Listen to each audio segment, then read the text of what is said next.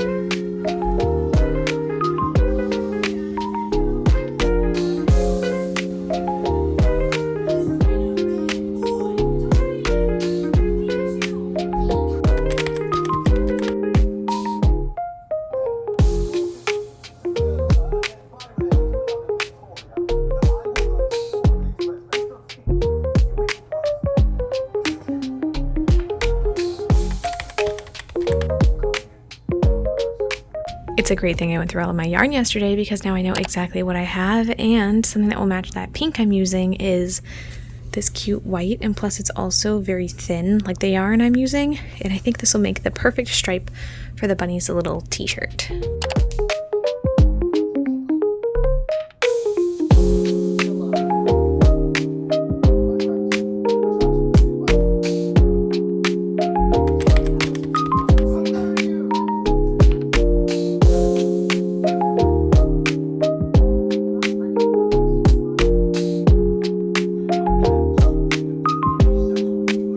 Let's do a quick recap. It's currently 12:51 and I have been working on the bunny plushie.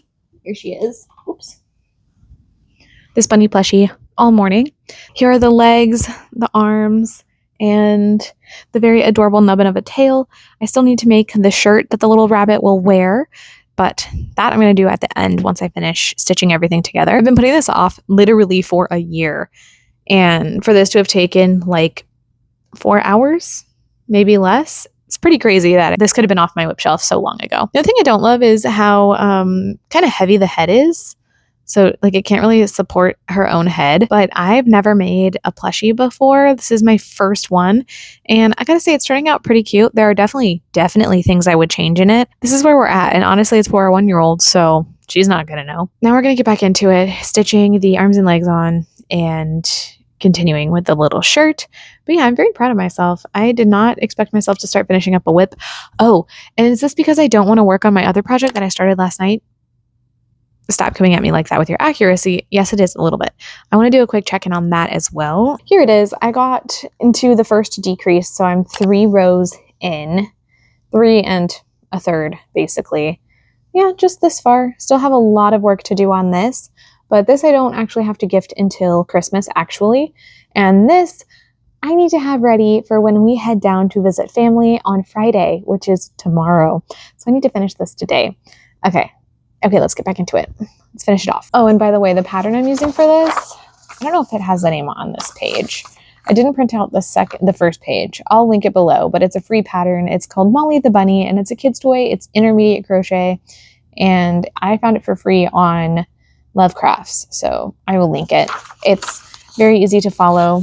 The only thing is it has UK and US terminology on it, which is nice that they translated it, if you will, for me, but it did make me look at it and go, double crochets, what are you talking about? Oh, right. Okay. We're going to start stitching. I'm just yapping to avoid doing the next part, but no, I need to just do it.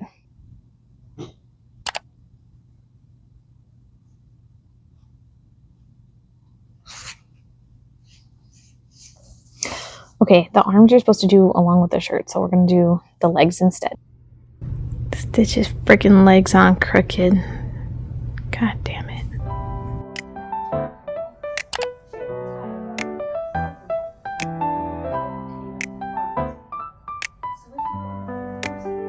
She's reattached. Endless. Janky. Time to make the shirt.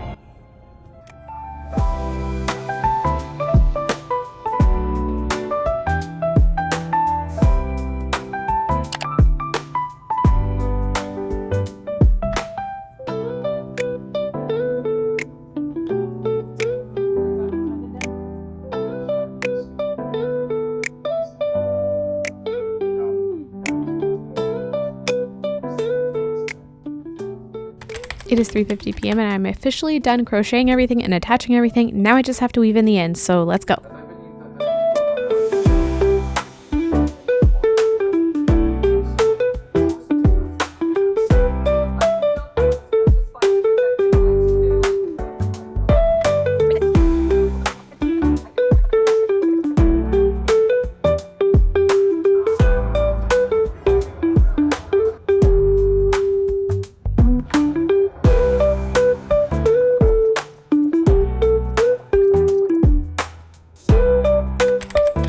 She is officially finished.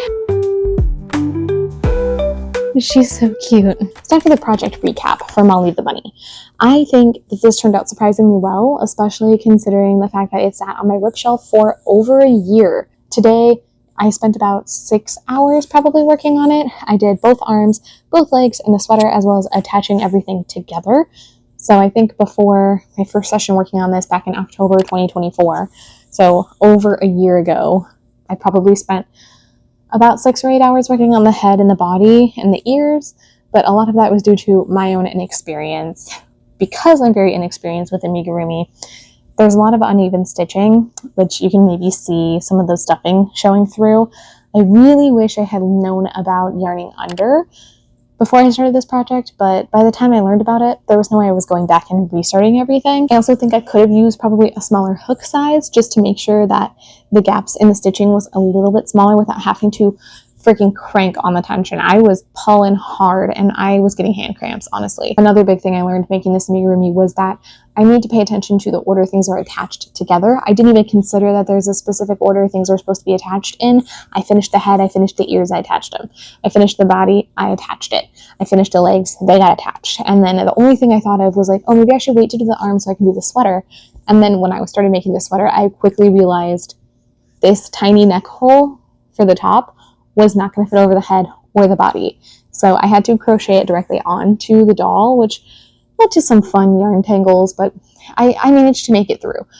But if I had actually read the attachment instructions, I would have avoided that mistake entirely. So next time I make something like this, like a doll or an amigurumi, I will make sure I actually read those instructions. The shirt was also supposed to have sleeves, but since I didn't crochet it beforehand and I had to crochet it on here, I really didn't feel like trying to do sleeves around the tiny arms. And I just think this looks cute like this, so not even worried about it, honestly. I also did not find out about like the seamless way to make something like this until it was too late, and so you can see some pretty large seams on the back of the head, on the ears, on the back of the doll. But again, by the time I learned it was a thing, I was not going back to remake everything. And another mistake I made was I ended up having to detach and reattach the legs multiple times because I kept sewing them on and then getting the second one and being like, that looks wonky. And then, in fact, by the time I realized that the legs were on perfectly, I took a look at the doll and her head was like crooked. So I decided to rip the head off the doll and reattach it. So I'm glad I ripped the head off and not the legs, because the head was a lot easier to restitch. If I had maybe placed the limbs on with safety pins or stitch markers, I would have avoided that entirely and saved myself probably like 30 or 40 minutes worth of struggle and pain. But again, I'm new. This is the first time I've ever done something like this, and it might be the last, honestly. There's a lot of imperfections, there's a lot of mistakes, and that's fine. I think she turned out super cute. I highly recommend this pattern, especially because it's free.